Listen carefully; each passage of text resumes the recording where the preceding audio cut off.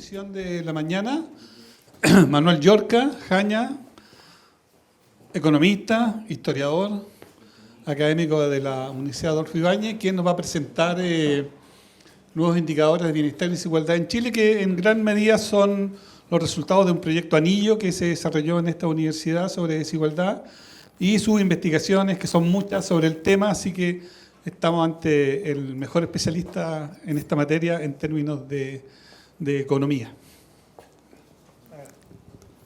Ya. Bueno, muchas gracias Ricardo por la invitación y un placer estar acá, que fue mi casa hasta hace poquito, así que súper bien. Ya, en realidad no voy a mostrar muchos resultados, porque cuando cerramos el proyecto Anillos mostramos todos los resultados del proyecto, así que en realidad voy a hacer como algo más teórico, por decirlo de alguna manera. Ya, entonces la agenda, la estructura que voy a seguir es más o menos esa. Voy a partir primero con el concepto de bienestar, algunas precisiones.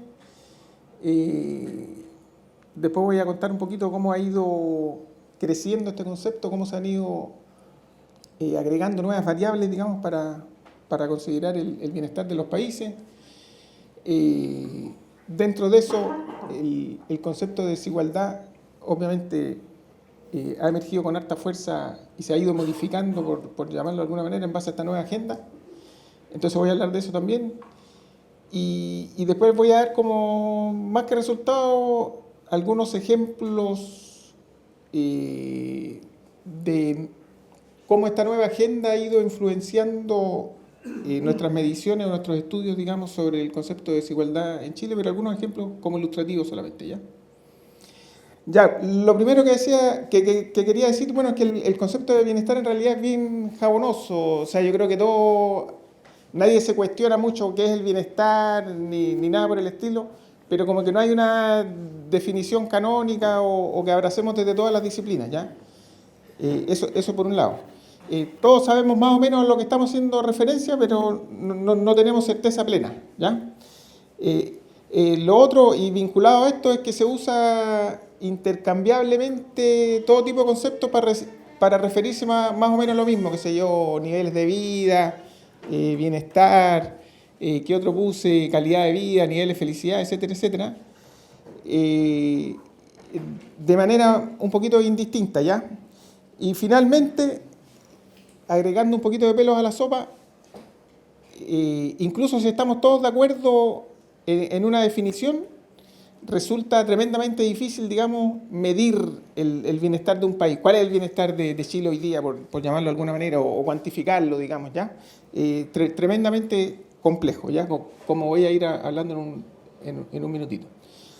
Pero bueno, de todas maneras, independientemente de estas cuestiones semánticas, de qué es el bienestar, esta cuestión conceptual, yo diría, como dije antes, digamos, que más o menos tenemos la misma idea, todo apunta a lo mismo y básicamente apunta a calidad de vida, ¿ya? Y más importante para el CAMIS, así se llama el centro, ¿no? CAMIS, para este centro, es que, y un poquito vinculado a la presentación de la doctora Ana Farías anteriormente, el bienestar, digamos, desde el punto de vista del Estado, está estrechamente vinculado a alcanzar ciertos objetivos de política pública, ¿ya? Qué sé yo, por ejemplo, no sé, pues que el 100% de las ciudades de Chile con más de 5.000 habitantes tengan servicios de alcantarillado, es un objetivo de política pública, obviamente vinculado con el bienestar biológico de la población, etcétera, etcétera. Y por lo tanto, el bienestar, digamos, pasa a ser un concepto propio de cada comunidad. O sea, finalmente es como un acuerdo social, cuáles son, digamos, justamente estos objetivos que queremos alcanzar como sociedad. Qué sé yo, a lo largo de la historia chilena hay mil ejemplos de esto. Mencioné ya el del alcantarillado, también de agua potable, que se fija en ciertos objetivos bien concretos, o entregar un vaso de agua, de leche, perdón, a cada niño en Chile, al día, qué sé yo. Está plagado de ejemplos, ¿ya? O sea, en el fondo, acá de lo que estamos hablando es de qué tipo de progreso queremos como autoridad, como sociedad, pero por sobre todo también cómo lo vamos a medir, qué indicadores son relevantes en este acuerdo social, en esta construcción social, qué peso asignamos a cada indicador. De alguna manera tratamos de responder también una pregunta clave: ¿estamos mejorando? ¿Estamos mejor hoy día? Por ejemplo, hace un rato hacían preguntas: ¿qué ocurría hace 20 años, hace 30 años? ¿Estamos mejor? ¿Estamos peor? Bueno, para eso es fundamental, para responder esas preguntas, medir de alguna manera el bienestar de nuestros países, ¿ya? Lo otro súper importante en materia de agenda nueva es que en los últimos años ha habido un consenso generalizado, digamos, de que cuando tratamos de medir el bienestar de un país, tenemos que movernos más allá de variables monetarias, que sé yo, más allá del PIB per cápita, más allá del salario medio, y tratar de ir considerando un conjunto bien amplio, digamos, de otro tipo de indicadores no monetarios. Por ejemplo, estatura de la población, tasa de mortalidad, alguien habló hace un rato de tasa de mortalidad, que no son variables monetarias, ¿ya? Entonces eso. Por otro lado también, considerar no solo inputs, qué sé yo, por ejemplo, cuánta plata le metemos al sistema de salud, sino también los resultados. ¿En qué se traduce eso? ¿Le metemos tanta plata? ¿Se traduce en una caída en la mortalidad infantil, sí o no? ¿En una caída en la mortalidad de enfermedades infecciosas, sí o no? Entonces, todo eso, digamos, ha ido modificando de alguna manera la nueva agenda, y entonces, de alguna manera, todo esto obliga a revertir un poco la pregunta esta, enfocado solo en variables monetarias, que sé yo, no sé si recuerdan, hace unos años en ENADE, el Felipe Larraín, que era ministro de Hacienda, se hizo famoso, le pegaron bastante fuerte, cuando dijo algo así como: nos faltan $3.000 per cápita y llegamos a ser un país desarrollado. Como si todo se pudiese reducir, digamos, a un solo indicador, a una sola variable monetaria. Entonces, toda esta nueva agenda, digamos, de qué entendemos por bienestar, cómo lo medimos, etcétera, etcétera, de alguna manera se cuestiona este tipo de afirmaciones y revierte un poco la pregunta: bueno, ¿qué significa que pasemos de $22.000 per cápita a 25.000? ¿Qué quiere decir eso? Es como bien poco intuitivo decir que vamos a ser desarrollados porque pasamos de 22 a 25, ¿ya? Entonces, esta nueva agenda, digamos, justamente trata de analizar estos aspectos, ¿ya? A ver, otra cosa súper importante, yo creo que hay acuerdo, digamos, salvo para el sindicato de los masoquistas, digamos, de que todos queremos vivir bien, digamos, o todos queremos a lo largo de nuestras vidas ir mejorando nuestros niveles de vida, vivir mejor. Pero bueno, ¿qué significa eso? ¿Qué significa tener una buena vida? ¿Qué significa vivir mejor? Entonces, por lo tanto, vinculado a esto es el tema de la cuantificación, digamos, que a veces nos molesta un poquito por lo complejo de la misma. Es cómo medimos niveles de vida, ¿ya? Entonces, asumiendo que tenemos una definición, que nos ponemos de acuerdo, que no creo que sea muy difícil de que se entiende por bienestar, por niveles de vida, una alternativa obvia, digamos, sería, bueno, por bienestar se entiende la utilidad total que una persona obtiene al consumir un conjunto de bienes y servicios, ¿ya? Eso podría ser una solución, ¿ya? Que a su vez, digamos, depende de ciertas características personales, o sea, el consumo de ciertos bienes y servicios obviamente va a impactar de manera distinta en cada uno de nosotros, pero bueno, aún así, bueno, incluso si estamos de acuerdo con esta definición, ¿cómo medimos esta utilidad total, digamos, en unidades qué? ¿En emoticones? ¿En peso? ¿En qué? ¿Ya? Bien complicado. Entonces ha habido mucha teoría al respecto.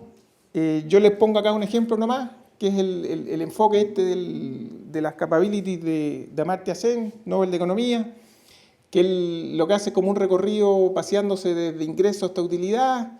Entonces dice, bueno, entra como si fuera una cajita, entra ciertos ingresos a una persona, a un hogar, esa persona o ese hogar puede acceder a ciertos bienes y servicios en el mercado, que está condicionado obviamente por precios relativos, infinitas variaciones de canasta, qué sé yo.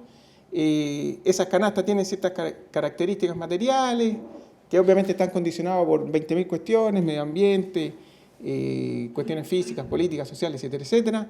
Eso te da un pool de alternativas. Esas alternativas son lo que se conoce como las capabilities, el poder, la habilidad de hacer algo, qué sé yo, de comer, de ir al doctor, etcétera, etcétera. Que a su vez, un poco lo que decía antes, está condicionado por características personales. Cada persona, digamos, las vive de manera distinta. Finalmente, digamos, dentro de ese pool uno concreta algunas, unas sí, unas no. Las que concretan son los functioning, son las que ocurren efectivamente, etcétera, etcétera, que a su vez está condicionado por condiciones físicas, mentales de cada persona. Y finalmente, digamos, llegamos a una utilidad, ¿ya? Entonces, finalmente, lo que propone CEN es esta transformación de ingreso a utilidad a través de todos estos canales, ¿ya? Pero incluso este modelo, que parece bastante lógico, a nivel uno, ya es difícil hacerlo para una persona, imaginemos hacerlo para una sociedad entera, es bastante poco practicable, ¿ya? O sea, finalmente volvemos más o menos al mismo punto de donde partimos. Pero bueno, dicho lo anterior, yo diría que hay como mínimos comunes, sobre todo volviendo a esto de que finalmente es un acuerdo de sociedad, qué tipo de bienestar queremos. Finalmente yo diría que hay algunos mínimos comunes justamente de que busque el Estado en materia de bienestar para su ciudadanía, ¿ya? Y bueno, que busque el Estado normalmente, bueno, la doctora Faría habló hace un rato de cuestiones bien básicas, qué sé yo, cierto nivel mínimo de salud, de acceso a vivienda, de educación, etcétera, etcétera, ¿ya? Posibilidad de perseguir ciertos objetivos personales, qué sé yo, de casarte, de viajar, de salir libremente de un país, etcétera, etcétera, sentirse satisfecho con tu vida. A propósito de todas estas encuestas que se realizan hoy día en prácticamente todos los países del mundo sobre percepción de autofelicidad, etcétera, etcétera, ¿ya? Ya llegado a este punto, bueno, ¿qué variables usan normalmente los cientistas sociales para resolver este asunto? Yo diría que por mucho tiempo, de hecho, si uno googlea y pone cómo se mide el bienestar o cómo se miden los niveles de vida, lo primero que te salta es a través del PIB per cápita. Hagan la búsqueda si quieren. ¿Cómo se mide el bienestar? A través del PIB per cápita. Es como, hay como una especie de adoración al dios PIB per cápita, probablemente a raíz de toda la influencia que tiene el gremio de los economistas en nuestras sociedades, de los economistas obviamente formados en Estados Unidos principalmente. Entonces, por largo tiempo, tremenda hegemonía del PIB per cápita para medir el bienestar de los países, para bien o para mal, ¿ya? Y esto a pesar de sus muchos problemas que han ido surgiendo, digamos, desde que se creó el PIB en los años 30, que todo esto, el creador del PIB, el PIB se crea en los años 30 para medir cómo se iban recuperando las economías de la Gran Depresión, y el creador del PIB dijo, esto es solo para esto, es solo para medición de la actividad económica, no lo usen para nada más, pero desoímos eso y lo usamos para medir bienestar ya. Bueno, a pesar de todos esos problemas, se sigue usando, y a ver, y una opinión personal que tengo acá, bueno, ¿por qué se sigue usando? Básicamente porque es el indicador por excelencia en cualquier economía hoy día, en términos de cuánto destinan los estados a producirlo. De hecho, sería un súper buen proyecto de tesis, cuánto cuesta producir el PIB en Chile. Vis a vis, por ejemplo, cuánto cuesta generar estadísticas vitales en Chile. Estoy seguro que nos gastamos 400 veces más en producir el PIB chileno que en producir las estadísticas vitales, ¿ya? Siendo que es mucho más importante saber cuánto morimos, de qué morimos, dónde morimos, a qué edad morimos, ¿ya? Lo que recibe el INE debe ser una fracción bien pequeñita de lo que recibe el Banco Central para producir el PIB. Entonces, ¿por qué se usa tanto? Bueno, la calidad, no solo por la hegemonía del pensamiento de los economistas, sino también porque la calidad de la información es súper buena, comillas. Y lo otro porque está al tiro, porque, qué sé yo, el IMASEC, que es como el índice mensual de actividad económica, tiene un rezago de 2 meses, 2-3 meses. Métanse al INE a ver las últimas estadísticas vitales oficiales de Chile, son del 2021. Rezago de 3 años comparado con 3 meses, ¿ya? Entonces, eso obviamente no contribuye mucho a que la hegemonía del PIB per cápita se pierda, ¿ya? Después, bueno, otro indicador que se ha usado harto probablemente no al mismo nivel del PIB. Le cerraste la puerta en la cara.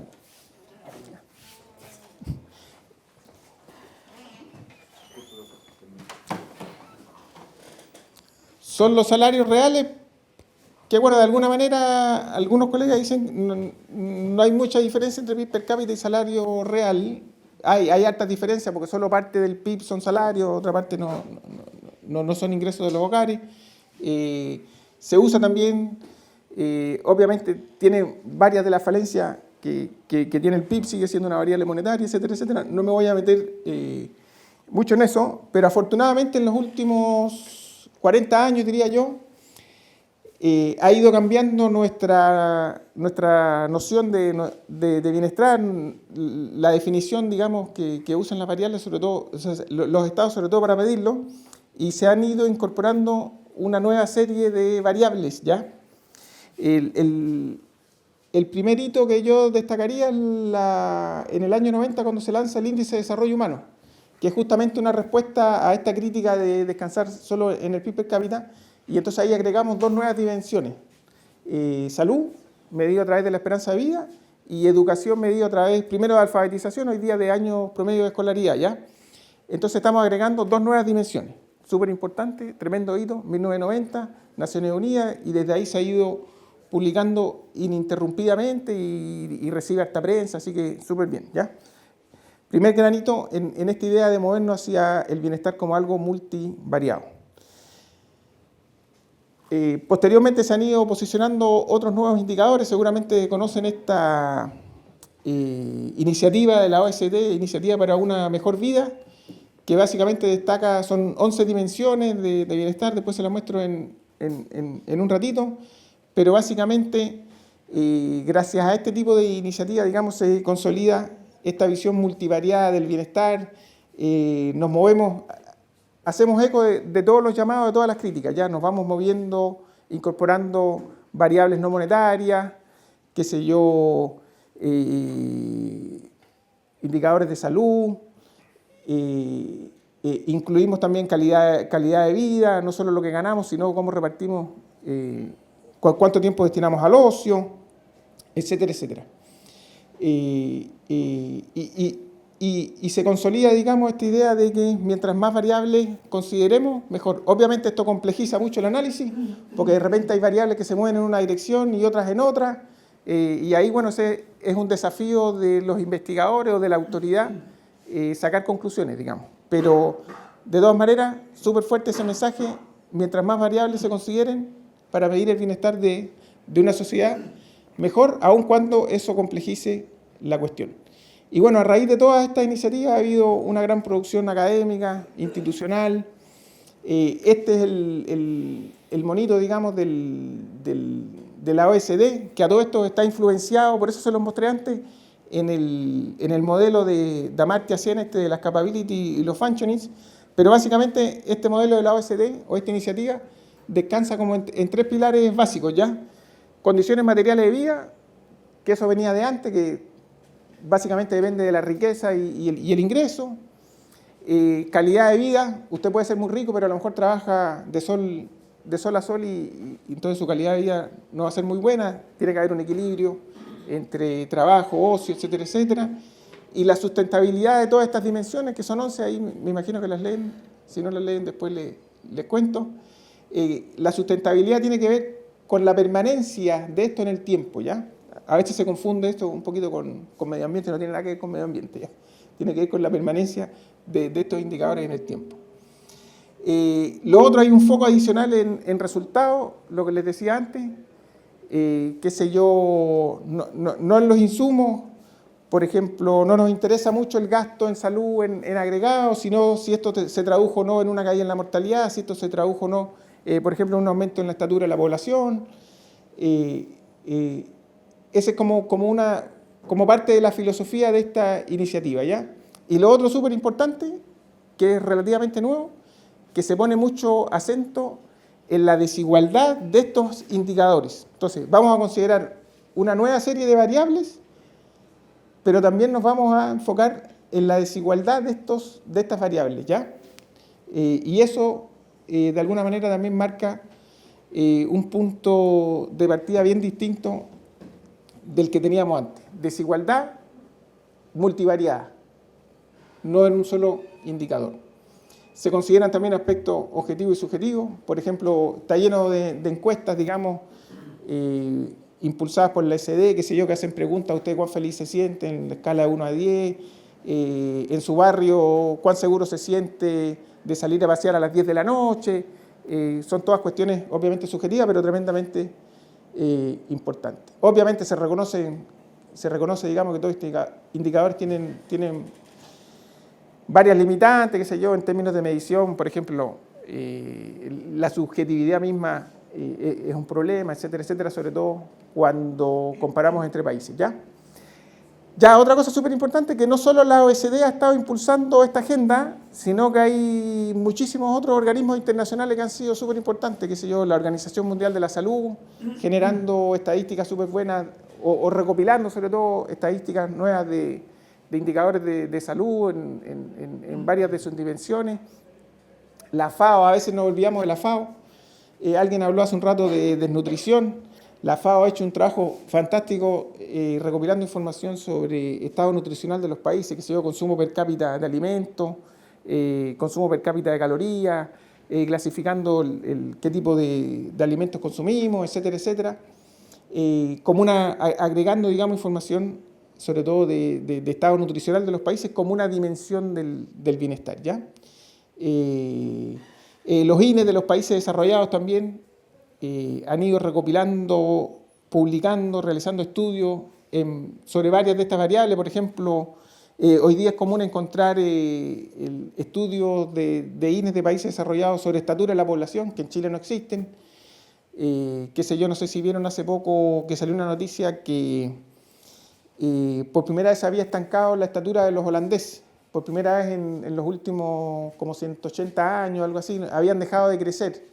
Entonces esto representaba, o sea, varios colegas se preguntan, bueno, ¿esto es un límite al crecimiento humano en promedio o responde a otras cuestiones, digamos, ¿ya?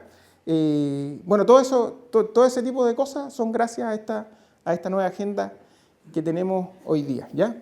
En el caso de Chile,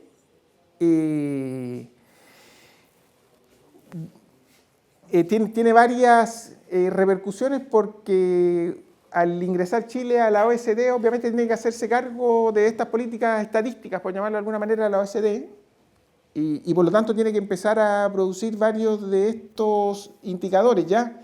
El problema es que el INE debe ser como el hermano pobre de la administración pública chilena, ¿no? Escala de sueldo miserable, de hecho, por eso tiene mucha rotación de personas. El presupuesto no cambia mucho, pero le pedimos el oro y el moro al INE, ¿ya?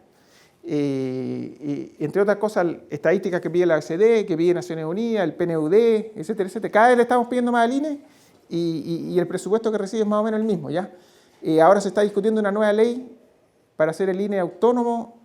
Esperemos que eso venga de la mano, digamos, de más recursos para que puedan justamente producir más y mejores estadísticas a raíz de esta nueva demanda, ¿ya? Entonces, con todo, la idea es complementar, digamos, con la generación de todos estos estadísticos nuevos, complementar lo que sabíamos ya o lo que podemos deducir, digamos, solamente basados en el PIB per cápita. Entonces yo diría que esta agenda nueva no es que le pegue un mazazo definitivo al PIB per cápita, sino que es PIB per cápita y más allá del PIB per cápita, ¿ya? Eso es súper importante. O sea, el PIB per cápita sigue siendo un indicador importante porque finalmente es una buena medida de lo que puede, comillas, comprar un país en términos de bienes y servicios, ¿ya? Eso sigue siendo relevante. Otro hito, el último importante, yo diría que es no sé si lo conocen, el 2008, 2009, por ahí, el Sarkozy siendo presidente, le encargó, digamos, a un grupo selecto de economistas, entre ellos Amartya Sen, Stiglitz, 2 Nobel de Economía y un francés que siempre se me olvida el apellido, medio complicado pronunciarlo, pero bien famoso, les encarga un reporte, digamos, justamente para tratar de mejorar cómo los países de la Unión Europea están midiendo su bienestar y cambios en el tiempo del bienestar, ¿ya? bueno, se armó un tremendo equipo de trabajo. La foto es medio impresentable porque son 3 hombres, pero en el equipo hacia abajo había varias mujeres, hay varias bien conocidas, hay una colega argentina, por ejemplo.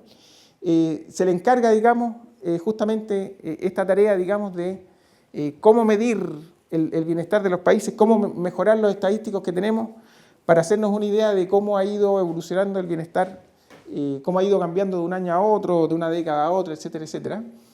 Entonces, súper fuerte ese foco, y además se les encarga también generar, digamos, nuevas variables para medir la desigualdad en cada una de estas dimensiones, ¿ya?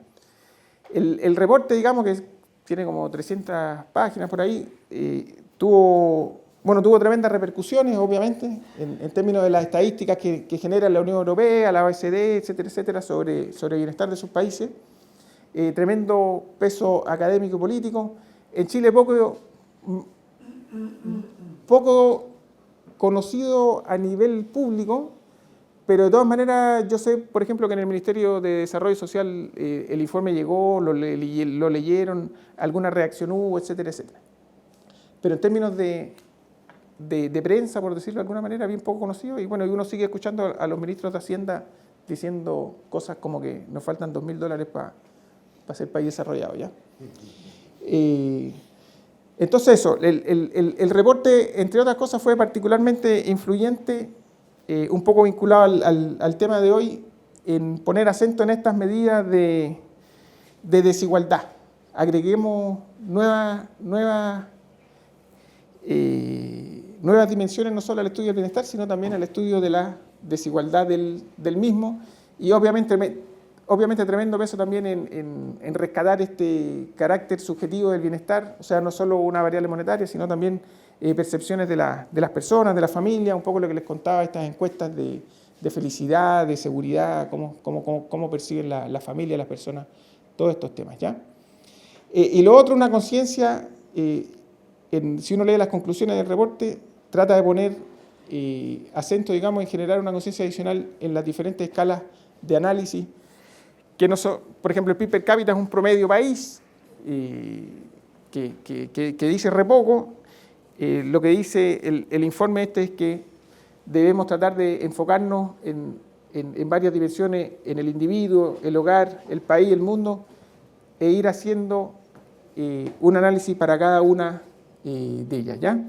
Y obviamente para esto se necesita lo que se conoce como datos granulares, y esto va a ser súper importante para la discusión, por ejemplo, que se está dando hoy día respecto del carácter que tiene que tener el INE, ¿ya?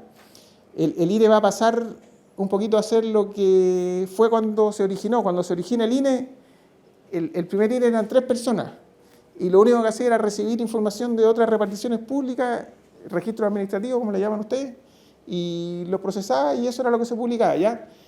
Hoy día, obviamente, el INE genera sus estadísticas propias, pero de manera creciente lo que está haciendo es, de vuelta, recopilando registros administrativos, procesándolos y publicando, ¿ya? Obviamente, estos registros administrativos, varios de ellos son datos granulares, ¿ya? Con el mayor detalle posible, qué sé yo, que te permita, por ejemplo, cuando hablamos de tasa de mortalidad, no hablar de tasa de mortalidad de Chile, sino hablar de tasa de mortalidad a nivel comunal, para ciertos rangos etarios, etcétera, etcétera. Entonces, si queremos, digamos, movernos a un análisis de bienestar multivariado y además hacer un análisis de desigualdad, necesitamos ese tipo de información que normalmente no está a disposición, ¿ya? Entonces, resumiendo un poquito, todas estas iniciativas reconocen que es imposible llegar a un consenso sobre un listado definitivo, incluso mínimo, de qué indicadores de bienestar deberíamos considerar, ¿ya? No hay consenso en eso. Por ejemplo, no hay consenso en señalar que el índice de desarrollo humano per se es suficiente. Hay muchas críticas al índice de desarrollo humano mismo, qué sé yo, hay colegas que han pedido, bueno, incluyamos nuevas variables, tenemos 3 solamente, agreguemos una, qué sé yo, de democracia, un índice de democracia. No sé si conocen el trabajo de Leandro Prados de la Escosura, él agregó una variable más, entonces se llama índice de desarrollo humano ampliado. Pero bueno, cada loco con su tema, para él lo más importante es un índice de democracia, agrega democracia, para otras personas podrían ser otro tipo de variables, y entonces nos vamos ampliando, ¿ya? Pero de todas maneras, a pesar de eso, digamos, de vuelta, hay mínimos comunes, tenemos que incluir educación, salud, alguna medida de ingreso. Luego, si los incluimos, tampoco vamos a tener acuerdo en qué ponderación. Por ejemplo, el índice de desarrollo humano pondera las tres variables por igual, un tercio, un tercio, un tercio. Uno podría preguntarse, ¿hay algo más importante que estar vivo? No, o sea, para tener una buena vida, la condición principal es estar vivo, ¿no? Entonces, bueno, ¿por qué no le asignamos más ponderación a la esperanza de vida en el índice de desarrollo humano que al ingreso o a la escolaridad? Pero bueno, más allá de ese tipo de discusiones, que tienen que ver con la ponderación, cómo ponderamos cada una de estas variables, se reconoce, digamos, que si la conceptualización es difícil, más complicada aún es la operatividad empírica de todas estas variables, ¿ya? O conceptos. Ya, entonces, vinculado a esto, otra pregunta clave es, bueno, ¿qué pasa si incluimos otros indicadores? Obviamente, porque alguien podría decir, ya, usted está a favor de una agenda de considerar el bienestar como algo multivariado, usted está pidiendo que incluyamos nuevas variables. Bueno, ¿cuál es el efecto de eso, digamos? ¿Qué impacto tiene? A lo mejor si incluimos educación o salud, las conclusiones siguen siendo las mismas, ¿ya? No siguen siendo las mismas, pero de todas maneras eso hay, comillas, como que demostrarlo, ¿ya? Entonces, parte de esta agenda, digamos, nueva, de ir ampliando la concepción que tenemos de bienestar, incluye justamente hacerse cargo de eso y ir mostrando, digamos, qué va ocurriendo. Después les voy a mostrar un grafiquito, ¿ya? ¿Qué va ocurriendo cuando vamos incluyendo nuevas variables en el análisis? ¿Cuánto cambian nuestras conclusiones? Por ejemplo, para responder preguntas como ¿cuál fue el periodo en que hubo mayor desarrollo en el bienestar de Chile? ¿Por qué? Etcétera, etcétera, ¿ya? Entonces, eso es súper importante. Uno de los focos de esta nueva agenda es que también se correlaciona el PIB per cápita con otros indicadores de bienestar, que también se relaciona el indicador por excelencia del PIB per cápita, que sería el Gini del ingreso, con otros indicadores de desigualdad, por ejemplo, con el Gini de la estatura como indicador de bienestar biológico de los países. Y lo que uno observa, digamos, haciendo este ejercicio, es que ha habido periodos, por ejemplo, en que el PIB per cápita aumenta mucho y otros indicadores de bienestar no lo hacen. Por ejemplo, en Chile, para la época de la era del salitre, el PIB per cápita aumentó mucho, pero los salarios reales no. Entonces, ¿qué puede concluir uno del bienestar? Bueno, que en realidad, a raíz de la desigualdad que había en el país en la época, aumentó mucho el PIB per cápita, pero el bienestar del grueso de la población no lo hizo mucho, digamos, ¿ya? Ese tipo de cosas. Entonces, todo eso se va haciendo, uno lo ve permanentemente, ¿ya? A estos episodios, digamos, en que el PIB per cápita se mueve en dirección opuesta a otros indicadores de bienestar, se le conoce como puzzle en la literatura del bienestar. Por ejemplo, hay un puzzle súper conocido que ocurre con los niveles de vida cuando Gran Bretaña se industrializa.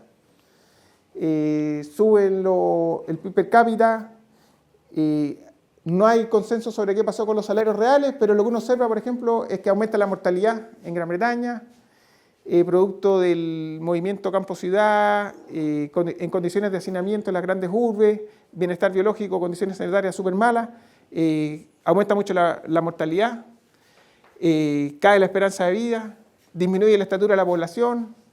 Entonces eso es un puzzle en el sentido de que un indicador o el indicador por excelencia se mueve en una dirección y otros en otra, y uno podría incluso concluir que el bienestar agregado empeora, aún en presencia de aumento de PIB per cápita, ¿ya?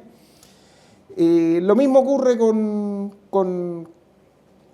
periodos en que el Gini del ingreso ha aumentado, pero disminuye la desigualdad en salud. Por ejemplo, qué sé yo, ha habido periodos en la historia de Chile, a propósito de la pregunta que hicieron de mortalidad infantil, en que ha aumentado mucho la desigualdad del ingreso, pero el país se benefició de la importación de, por ejemplo, sulfamidas, antibióticos súper baratos, que pegan fuerte en la mortalidad. Hay mucha desigualdad, pero es tan barato para el Estado introducir estas innovaciones técnicas o médicas que cae mucho la mortalidad. Entonces la desigualdad en salud disminuye, aun cuando pueda estar aumentando la desigualdad en ingresos, ¿ya? Y de vuelta, ¿qué es más importante? Estar vivo. Ya aquí tienen un ejemplo bien práctico. Por ejemplo, si uno compara el PIB per cápita de Chile con el de Estados Unidos, que es el grafiquito de la izquierda, uno podría concluir que las últimas décadas son un desastre para Chile, en el sentido de que lo que ha habido es una tremenda divergencia entre el ingreso medio de Chile comparado con el de los gringos, ¿ya?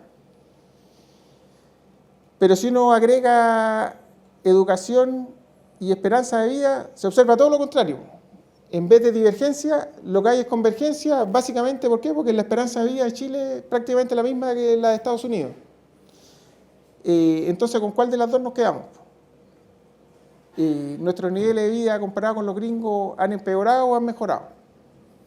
La pregunta queda. Pero es un ejemplo claro de consecuencias bien concretas que tiene agregar, aquí estamos agregando dos variables nomás, ¿ya? PIB per cápita y después le agregamos salud y educación. Y de hecho, uno podría, lo que les decía antes, uno podría sentarse a discutir, yo les podría hacer esta pregunta así como la Ana María nos preguntó quién éramos, clase media, le podríamos preguntar a ustedes cuál sería el mayor logro en la historia de Chile en materia de niveles de vida, cuándo ocurrió, por qué. Y después si alguien quiere que responda en la discusión. Ya, entonces ahí paso al siguiente punto, que es desigualdad. A ver, en desigualdad, por lo menos desde nuestro campo de estudio, hay como una pregunta, un punto de partida fundamental. Y ese guarda relación con responder la siguiente pregunta. ¿Desigualdad de qué y entre quiénes? ¿Ok? Súper importante. Cuando uno está haciendo un estudio de desigualdad, tiene que responder esta pregunta primero. Bueno, yo voy a estudiar, qué sé yo, desigualdad de ingreso entre trabajadores asalariados. Ya, ese es como lo típico. Pero bueno, uno podría decir, bueno, voy a estudiar desigualdad de ingreso, de acceso a la salud, de acceso a la educación, de autopercepción de felicidad. ¿Entre quién? Entre los hogares chilenos, por ejemplo. ¿Ya? Entonces, fundamental, el rayado de cancha inicial, sobre todo una vez que se han ido posicionando estos nuevos indicadores de bienestar. ¿Desigualdad de qué y entre quiénes? Si alguien escucha en las noticias, qué sé yo, la desigualdad en Chile aumentó, ¿a qué creen que estaba haciendo referencia la nota de prensa? Al Gini del ingreso. Pero esa es una dimensión, que obviamente es tan hegemónica como el PIB per cápita, pero es una, que se dio la típica noticia ahí que uno ve en el diario financiero, etcétera, etcétera.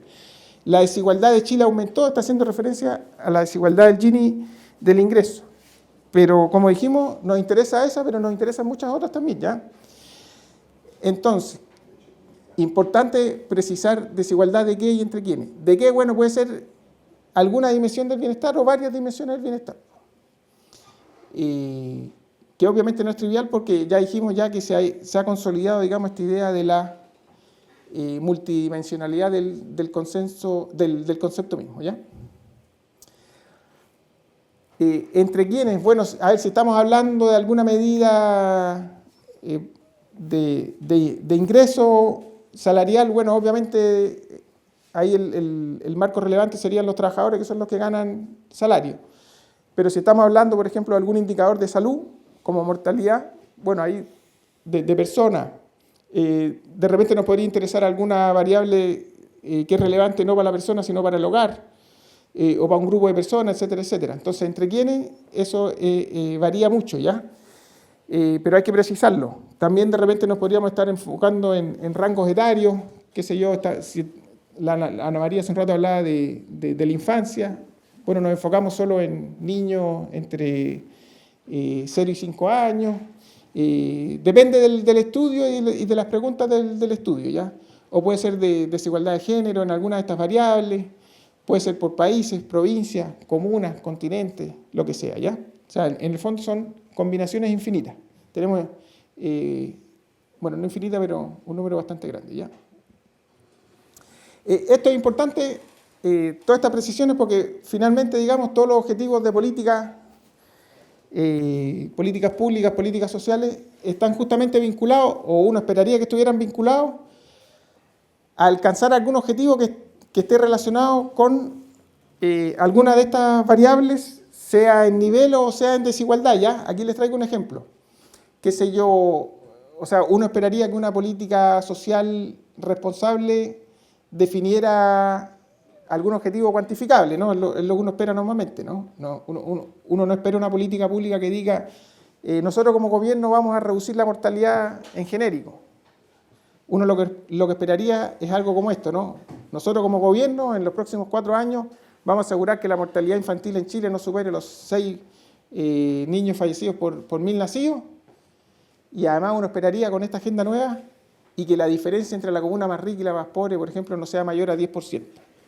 Lamentablemente en Chile, este tipo de ejemplo es muy raro encontrarlo, ¿ya? Uno lo que escucha son promesas hasta la primera patita nomás. Nosotros como gobierno nos comprometemos a que la mortalidad infantil no supere el 6 por 1000 nacidos y punto. Hasta ahí llega la promesa.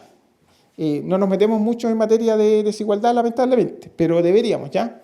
En otros países, si uno ve los programas de gobierno, sí apuntan a temas no solo de nivel agregado, sino también de desigualdad. Y de hecho, si uno mira las estadísticas de la evolución de la mortalidad infantil en Chile, lo que se observa es que en los últimos años hay un estancamiento. Estamos, comparados con los chascas, con los vecinos chascas, estamos súper bien, pero si nos comparamos con países desarrollados, no estamos tan bien. O sea, está en un nivel bajo, el más bajo en la historia de Chile, pero hay mucho espacio todavía para seguir bajándola. Y una de las razones, según los estudios de la misma Organización Mundial de la Salud, una de las razones de por qué no sigue cayendo la mortalidad infantil en Chile es justamente porque no nos hemos ido preocupando de la segunda patita. Sigue habiendo mucha diferencia en mortalidad infantil entre comunas ricas y comunas pobres, ¿ya? Pero de eso no se habla mucho en el país, lamentablemente.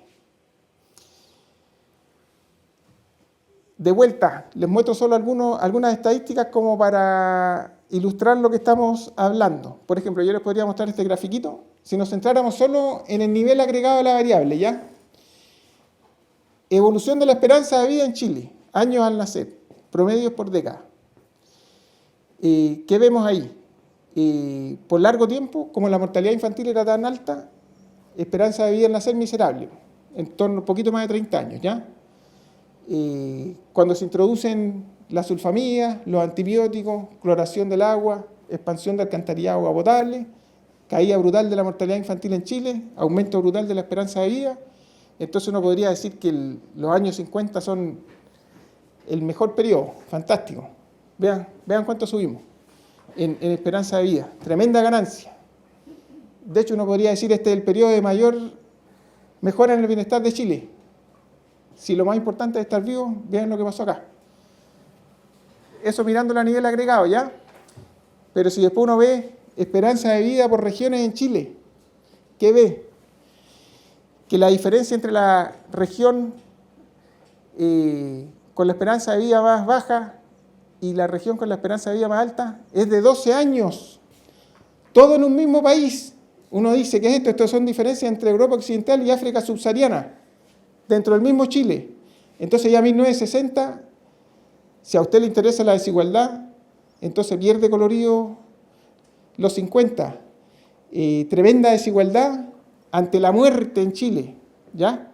O sea, hubo obviamente negarles mejoras, pero esto es, desde el punto de vista de las políticas públicas, inaceptable, ¿no? Entonces, un ejemplo concreto ahí, bien potente, de la consecuencia que tiene enfocarse no solo en objetivos agregados, sino también en la desigualdad del mismo. Uno podría ver otro ejemplo, qué sé yo, bueno, la otra cara de la misma moneda, ¿no? Es decir, la esperanza de vida finalmente está estrechamente relacionada con la mortalidad. Ahí uno puede ver tasas de mortalidad por grandes regiones. Tremendas diferencias. Tenemos convergencia recién en los años 80, convergencia plena. Antes, inaceptable, digamos. O sea, uno no podría esperar que esto fuera, en términos de política pública, algo aceptable. Ya, y termino entonces con algunos resultados recientes para Chile de incluir en el análisis este tipo de... Les voy a mostrar algunos indicadores nomás, ¿ya? A ver, en materia de bienestar biológico, un estudio pionero fue el de Javier Núñez y Graciela Pérez de la Universidad de Chile, y ellos compararon estaturas en niños por edades, ya en niños en edad escolar, y observaron, por ejemplo, que en los años 40 había diferencia comparando niños en colegios privados con niños en colegios públicos para la misma edad de hasta 10 centímetros. 10 centímetros. Esto es importante porque a nivel agregado se estima que esto, no se preocupen los bajitos ya, eso es a nivel agregado para grandes poblaciones. 1 centímetro extra de estatura equivale a 1,2 años adicionales de esperanza de vida. Entonces, diferencia de 10 centímetros en agregado se traduce en diferencias de más de 10 años en esperanza de vida para estos mismos niños, ¿ya? Entonces, cuando hablamos de diferencia de 10 centímetros, escandaloso. Ese es un estudio concreto donde se estudia, por ejemplo, desigualdad en niños. Entonces, ¿desigualdad de qué? De estatura, ¿entre quiénes? Entre niños escolares. ¿De qué? De bienestar biológico. Otro estudio de estatura de varones, por ejemplo, han encontrado, esto fue parte del anillo que tuvimos en la UE. Por ejemplo, encontramos que si clasificábamos a varones adultos según el apellido, los que tenían apellido mapuche eran 8 centímetros más bajos que el resto. Si los clasificábamos por color de piel, los clasificados como blancos eran 4 o 5 centímetros más altos. Los alfabetos también eran más altos. Si los clasificamos entre hijos legítimos y ilegítimos, de vuelta, tremendas desigualdades también. Salud mental. No sé si sabían ustedes que en Chile, desde hace más de 50 años, en cada año hay más personas que se suicidan de aquellas que son víctimas de homicidio. Eso no sale en la prensa. La agenda hoy día está dominada por el homicidio, todos homicidios, del suicidio, de la salud mental. Poca gente se preocupa, ¿ya? Entonces, tremendamente importante ver, por ejemplo, desigualdad en salud mental. Uno de los indicadores de salud mental, el más extremo probablemente, sean los suicidios. Ahí tienen dos indicadores de desigualdad. Uno, para todos los años que tenemos datos, más del 80% de los suicidios en Chile los cometen hombres, ¿ya? Entonces, tremenda desigualdad de género. Uno esperaría que las políticas públicas trataran de apuntar a eso, ¿ya? Después uno ve acá, por ejemplo, tasa de suicidio, promedio anuales por regiones, entre 1921 y 1951. De vuelta, unas diferencias realmente escandalosas. Entonces uno esperaría que la autoridad de salud hubiese hecho algo si hubiese tenido esta estadística a la vista, ¿no? Usted como autoridad de salud, ¿por qué permite que en su país una región tenga una tasa de suicidio 5 veces superior al resto? ¿Ya? Pero este tipo de análisis no se hace mucho, ¿ya? Después, desigualdad en el acceso y distribución de nuevas medicinas. Por ejemplo, no sé si sabían que los antibióticos parten en Chile como a principios de los años 40, ¿ya? Pero la distribución de los mismos, sobre todo de la penicilina, fue bien desigual. Primero se privilegió los centros urbanos. Bueno, era más fácil. Santiago. Por eso los porteños nos odian. Ahí tienen, por ejemplo, mortalidad por tuberculosis, la enfermedad, el asesino número 1 en Chile por largo tiempo, pero que respondía súper bien a la penicilina. Vean lo que ocurre con la tasa de mortalidad. Al principio más alto en Santiago que en la Araucanía, cuando se introducen los antibióticos, se hace de manera mucho más rápida en Santiago que en la Araucanía, y vean lo que pasa, ¿ya? Todo esto son ejemplos para que vean la riqueza que tiene o las implicancias que tiene ir incluyendo nuevas variables y nuevas dimensiones de desigualdad. Aquí tienen lo mismo. La fiebre tifoidea, una enfermedad infectocontagiosa propia de la pobreza. Aquí tienen, este es el periodo cuando se empieza a introducir la cloración y la filtración en Chile, ¿ya? Que de alguna manera inaugura la transición epidemiológica en nuestro país. Y tienen ahí tasas de mortalidad de fiebre tifoidea por grandes regiones.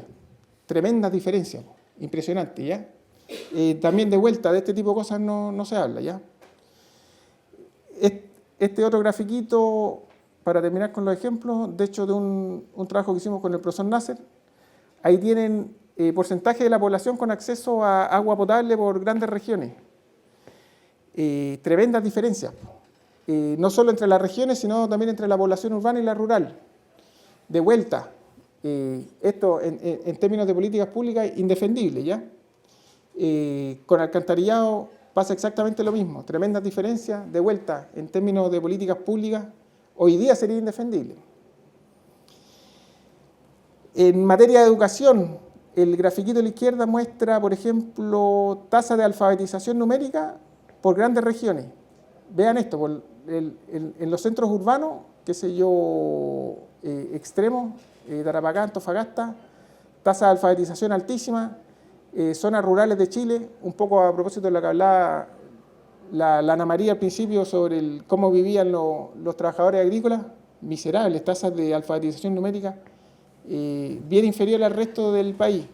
Eso para los nacidos en 1860, en la década del 60, los nacidos en 1900, ahí se corrige, tremenda expansión de la educación en Chile, la alfabetización casi desaparece, tremenda convergencia.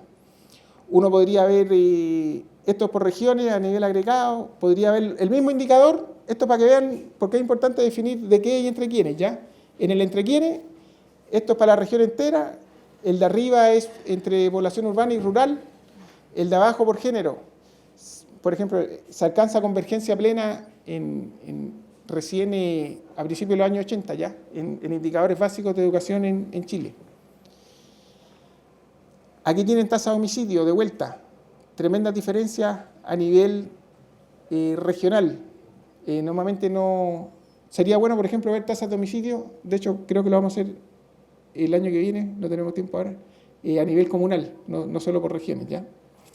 Pero aquí tienen, por grandes regiones, tremendas diferencias, de vuelta, inaceptable en términos de política pública.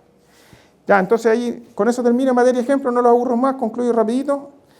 Pero en el fondo lo que le quería decir, súper importante, el impacto que tiene, digamos, incluir o no nuevas dimensiones al estudio de bienestar y al mismo tiempo nuevas dimensiones al estudio de desigualdad. El análisis de desigualdad obviamente permite informar de mejor manera las políticas públicas, debería informar, digamos, las políticas públicas en términos de definir objetivos que sean más razonables para mejorar el bienestar de nuestros países. Nos permite, por ejemplo, focalizar gasto social donde más se necesita. Si yo les muestro un gráfico o la autoridad tiene a su disposición un gráfico mostrando, por ejemplo, diferencias abismales en la tasa de suicidio en Chile entre regiones, uno esperaría que la autoridad de salud reaccionara e invirtiera, digamos, los recursos destinados a salud mental en aquellas regiones donde la tasa de suicidio es más alta.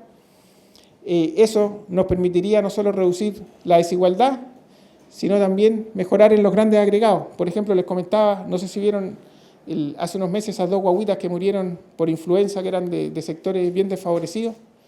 Si hubiésemos prevenido eso, no solo habríamos disminuido la desigualdad en salud, sino también habría bajado la mortalidad infantil en Chile, ¿ya? Entonces, de alguna manera hay no solo correlación, sino también causalidad.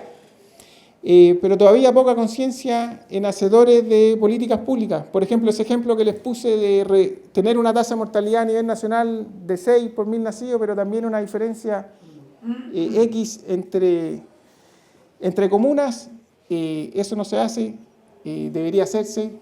¿Estamos haciendo lo necesario? No lo estamos haciendo. ¿Cuánta desigualdad es aceptable? Tremenda pregunta, po. Obviamente eso es una construcción social, pero yo les muestro la tasa de pobreza en Chile al 2020, porque partimos con ejemplos históricos, ¿ya? Yo les muestro la tasa de pobreza de Chile al 2020 por regiones. ¿Es esto aceptable? Por ejemplo, que la Araucanía tenga una tasa de pobreza de 17% y Magallanes 6% en un mismo país. De vuelta, estos son como diferencias entre Europa Occidental y África subsahariana. ¿Es esto aceptable? Obviamente no es aceptable. Pero bueno, ahí está. Y finalmente, ¿cuánto debería invertir el Estado chileno en medir la desigualdad y monitorearla? Les pongo 2 ejemplos. En Chile al día de hoy no tenemos estadísticas vitales para el año 2004. Le tengo mucho cariño al INE, pero ya. ¿Qué fue lo que pasó? No se sabe muy bien lo que pasó, pero no está en las estadísticas. Ya no hay ninguna versión oficial de por qué no hay estadísticas. Por ejemplo, no sabemos para el 2004 cuántas personas se suicidaron, por decir algo, en Tarapacá. Esa información no está. No tenemos estadísticas vitales por rango etario, por regiones, no hay ningún detalle. ¿Sabían eso? Le apuesto que no, nadie lo sabía. Si les contara, en Chile no tenemos estadísticas de PIB para 2004, lo sabría todo el mundo si eso hubiese ocurrido. Habría sido un escándalo nacional. Pero en este caso, que es una estadística mucho más importante, pasó piola, sin pena ni gloria. Después, hace poco hicimos un estudio sobre tasas de suicidio a nivel regional y nos dimos cuenta que al menos entre 1980 y 1999, por extrañas razones, no sé, de 200 suicidios en Santiago se registraban 2. No sabemos por qué. Algo pasó. ¿Alguien se enteró? Nadie se enteró. Si la noticia hubiese sido por 20 años, el IMASEC de febrero no se registró, escándalo nacional. Todo el mundo sabría. De vuelta. Entonces, ¿está invirtiendo el Estado lo suficiente en Chile para medir el bienestar y la desigualdad? La respuesta cortita es que no nomás. Así que eso, con eso termino.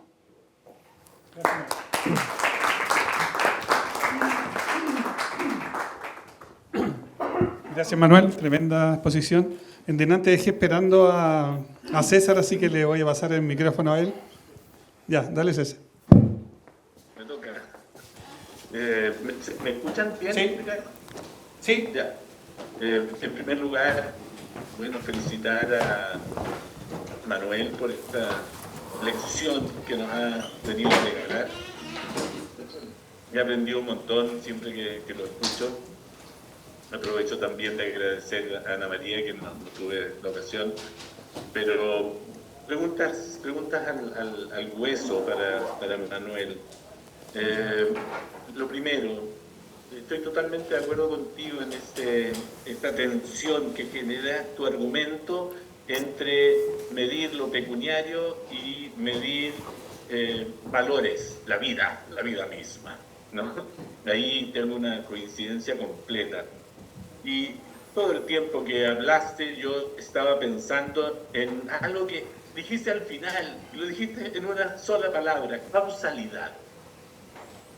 Creo que una de las cuestiones que nos puede ayudar a resolver cómo hacer un índice de bienestar que nos deje más satisfechos de lo que tenemos hoy día es si tratamos de estudiar bien la relación de causalidad que hay entre una variable y otra. Y en ese sentido recuerdo, y con esto voy terminando, al maestro Massimo Livi Bacci, cuando nos decía: la clave es la vida. Solo cuando se prolonga la vida aparecen incentivos para hacer más cosas que se puedan medir. Cuando la vida era muy breve, ¿quién tenía incentivos para estudiar? Cuando la vida era muy breve, ¿quién tenía incentivo para acumular? En ese sentido, el hecho de pasar de una expectativa de vida de 24 años, como era la del mundo en 1800, a lo que tenemos hoy día, ese proceso creo que nos puede ir ayudando a encontrar factores de causalidad que nos ayuden a priorizar cuáles son las variables con las cuales medir el bienestar. Ya. Gracias, César.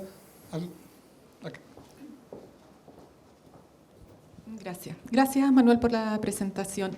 Es probable que lo hayas mencionado al principio y quizás tiene relación con lo que preguntaba César. Nos estaba pensando en la prioridad que le damos a ciertas variables cuando queremos medir bienestar, en este caso, y qué cambios o de qué depende. Entonces estaba pensando también en Bután, por ejemplo, donde le dio prioridad al bienestar, pero en función de la felicidad, y también priorizó más este índice sobre el PIB. Entonces, ¿qué relación o rol juega la cultura, por un lado, que da prioridad a ciertas variables?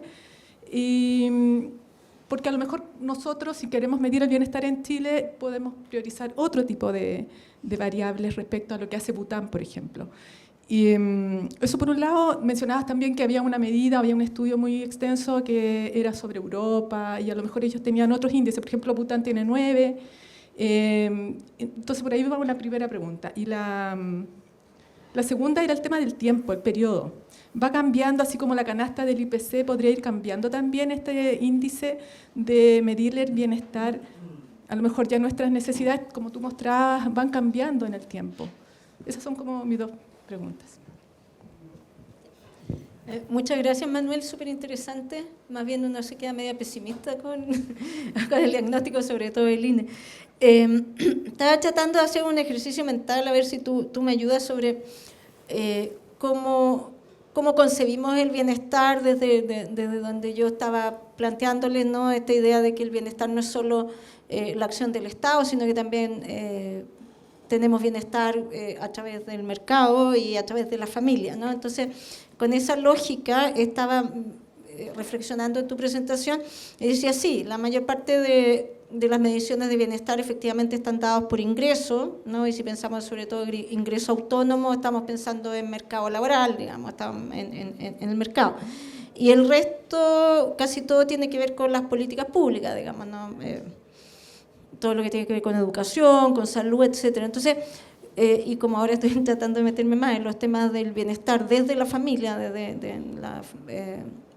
cómo la familia entrega bienestar, qué indicadores o cómo podríamos tratar de llegar a una medición del bienestar que entrega la familia, no solo la que concebimos como bienestar a través de nuestros ingresos o a través de las políticas públicas. Y como que no se me arma. Así que esa es la pregunta. ¿Tú? No, ya hizo preguntas. Acércate. Eduardo, ¿tenías un lapicito? A ver. Manuel, bueno, felicitaciones por la conferencia, pero en la ecuación entre desigualdad y entre los beneficios y la desigualdad, ¿qué probabilidades tú le ves, por ejemplo, a que algún proyecto, algún programa de partido político finalmente asuma una parte de la ecuación, o toda o una parte? Yo diría que esa es la pregunta fundamental. ¿Qué parte, por ejemplo, de los indicadores de la OSD, o qué parte, por ejemplo, de los indicadores que son medidos a través del índice Gini, por ejemplo, van a aparecer, por ejemplo, en las plataformas políticas de los partidos? O sea, perfectamente podría ser hasta la derecha más reaccionaria la que asumiera esto. ¿Tú esperarías, o sea, qué esperarías tú? O sea, ya saliéndonos un poco del plano que es científico, y que yo, obviamente, yo lo comparto, pero pasemos a cuestiones que sean más concretas. Gracias. Jorge, ¿ya tú también? Ya. Yo voy a hacer exactamente lo contrario.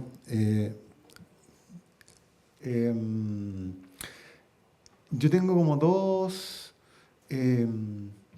inquietudes que son conceptuales y son como de los presupuestos de todo este tipo de ejercicios de medición, porque efectivamente hay todo un mundo, un universo muy complejo y muy rico y muy interesante que tiene que ver con la operacionalización de todo esto. Pero me gustaría, si tú nos puedes decir dos líneas a propósito de dos cosas. Uno es que nosotros siempre partimos del supuesto que estamos en el capitalismo, ya sea en el capitalismo occidental o en el capitalismo de Estado chino, ¿no es cierto?, sociedad de clases medias, guanchí, etcétera, pero capitalismo. Y el capitalismo implica una suerte, digamos, de crecimiento sin fin de las expectativas de consumo. Entonces, ¿cómo eso complica, ¿no?, la definición que nosotros hacemos del bienestar? Y lo segundo, que es algo parecido, que tiene que ver con la definición, por así decir, metafísica de lo que es la condición humana, y por lo tanto de la dignidad, ¿no? Es decir, en ciertos periodos se consideran ciertas cosas dignas, en otros periodos no, ¿no? Pero más allá de eso, hay una actualización bastante rápida, sobre todo durante el siglo XX, de lo que es una suerte como de consenso metafísico, ¿no? Yo creo que los derechos humanos son una parte de ese consenso, ¿no? Pero estas dos cuestiones complican y van a complicar cómo se puede manejar mejor el problema del bienestar, tomando en cuenta estas dos piedras en el zapato. Profesor, bueno, buenas tardes. Le agradezco su ponencia. Anoté acá la pregunta, sí que la voy a leer. ¿A qué se atribuye el desconocimiento de los estudios que se realizaron en Francia que usted mencionó, tomando en consideración que Francia tiene un derrotero parecido al chileno en términos de demografía y también de la condición de la población migrante que tiene Chile? Eso por lo pronto. Por acá tenemos otra pregunta y ahí terminamos.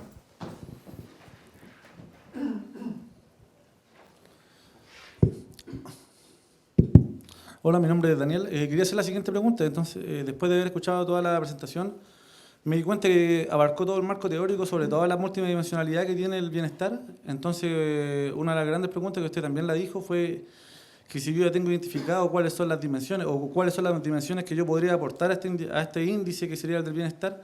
La pregunta clave era que la que no le permitía poder lograrlo era qué peso le asignaba cuál a los distintos indicadores. Ahora la pregunta que digo yo, una vez que ya reconoció el problema, no sé si ya... Y en un momento también lo dijo, que tenía varios estudios donde los indicadores en sí se correlacionaban de manera positiva o negativa. Si tenía tal información, tiene los datos, no sé si ha intentado dar el siguiente paso hacia la búsqueda de tales pesos de los indicadores para poder llegar a conjugar algún tipo de índice. No sé si ha probado algún método o tiene algo ya trabajado, o cuál es la solución que usted ve en busca de ese fin. Ya, con eso, Manuel, harta pega.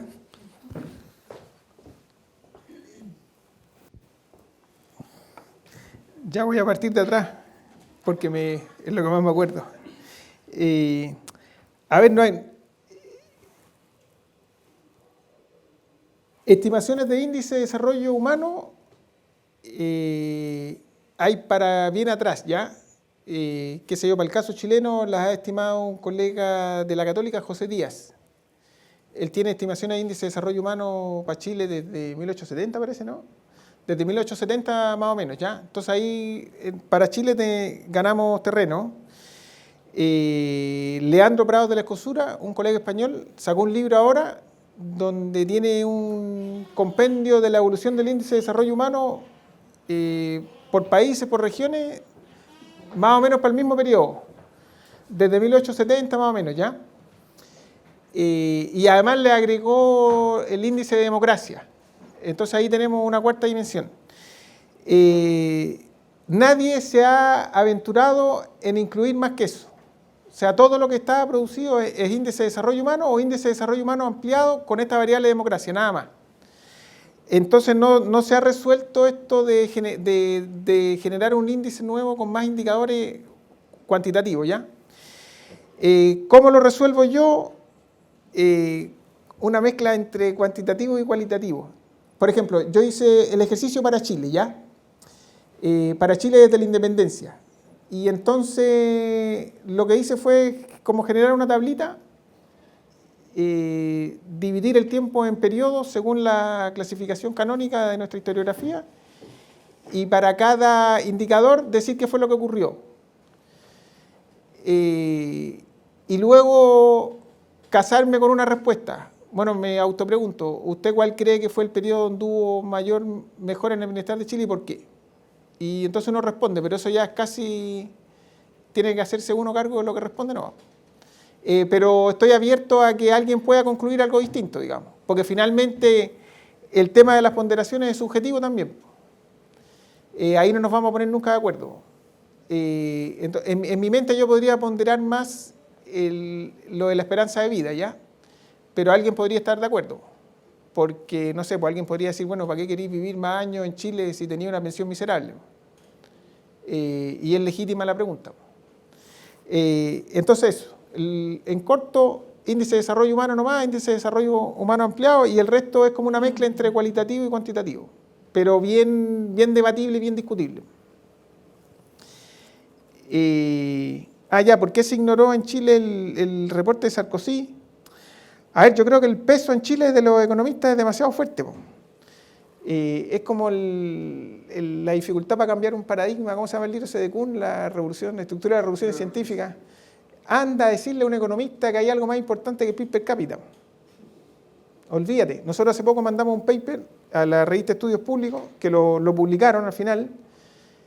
Era darle el nivel de... Los tres referir eran economistas. Uno lo ve porque yo fui economista. O sea, uno los huele. Y el tipo de comentario era, oiga, usted incluyó la estatura como indicador. La estatura es un indicador racista, dijo el hueón. Perdón. Y tú decís, racista, un indicador racista. Increíble. Un evaluador que usó la revista del CEP, o sea, tiene que haber sido un economista importante. Entonces, ese es el nivel de conversa. Entonces, claro, que alguien le venga a decir a un economista chileno estudiado en Chicago, o sea, educado en Chicago, que incluya la estatura o que se preocupe de la desigualdad, olvídate. Así que, ¿por qué? Por el peso que tienen estos compadres en la agenda, si es así de sencillo. Ahora el desafío, alguien que preguntaba por qué no se conoce, por qué el Pablo, por qué los partidos políticos no incluían en sus campañas este tipo de temas.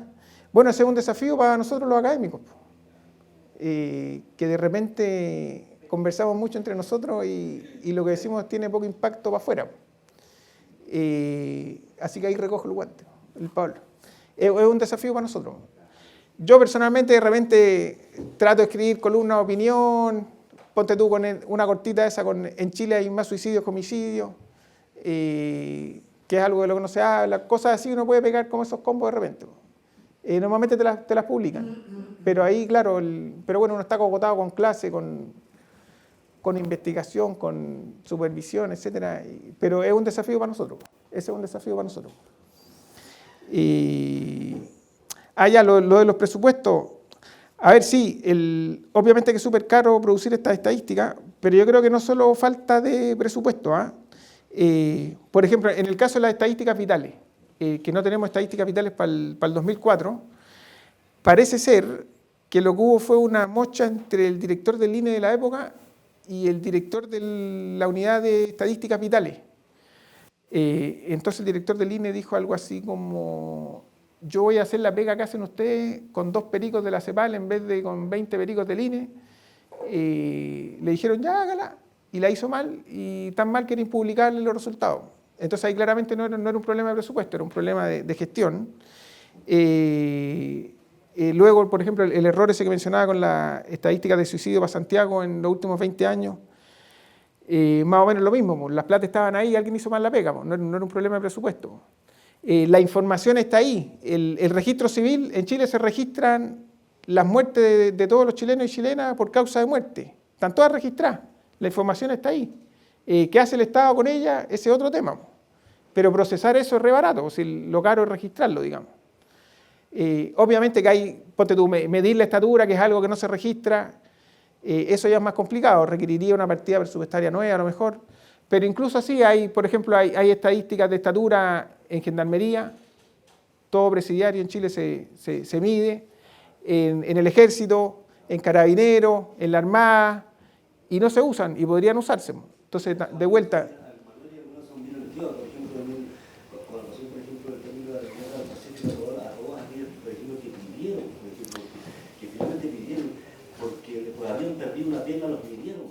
Sí, si nosotros usamos esa, incluso están de las viudas.